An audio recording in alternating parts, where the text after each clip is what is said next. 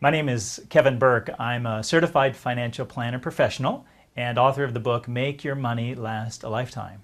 Credit card default. First of all, there is something called a charge-off. What happens is when you stop paying on your credit card, the credit card company, of course, is going to call you about it. They're going to send you letters about it. They're going to be pretty aggressive about trying to get their money back. But at some point, they're going to realize that that's impossible if you're not paying. And so at that point, they're going to use it as a charge-off. So they get some sort of tax deduction for that. But that does not mean that your obligation has gone away. Rather, what happens at that point, it's usually about 6 months, the credit card company will turn you over to a collection agency. Now, if you felt like the original company was aggressive, the collection agency will be even more aggressive. Now, there are some rules in place to protect you. It used to be predatory, but now there's some rules to protect you from collection agencies. They can only go so far, and you do have rights. But nevertheless, they're going to try their best to get you to pay that debt off. And then, of course, if they are able to collect that debt, they get to keep a certain percentage of it. Finally, if this doesn't work, there is something called a judgment. And that is where the collection agency will take you to court and they will get the judge, who, if you owe the money, will probably side with the collection agency to issue a judgment against you.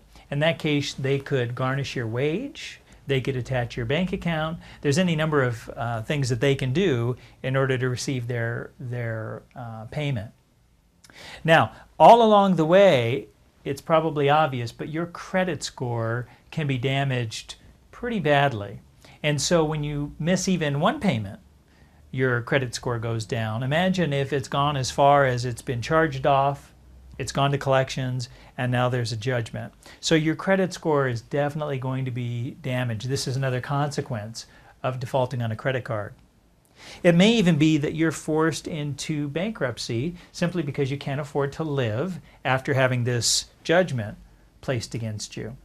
So these are the consequences, again, of a credit card default. And what I would encourage you to do is, if you've had problems with credit cards, and in recent years it's been very common with the difficulties the economy's been through, start to rebuild your credit. And the way you do that is you open a small credit account when you're able. After all this stuff is taken care of, you start a small account if you're able, and you start to pay your payments on time. Perhaps you even have to get a secured credit card, which is where you place money in an account and then you charge against that account.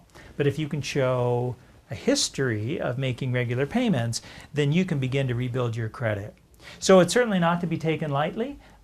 This is what happens. This is the consequence of when you default on your credit cards.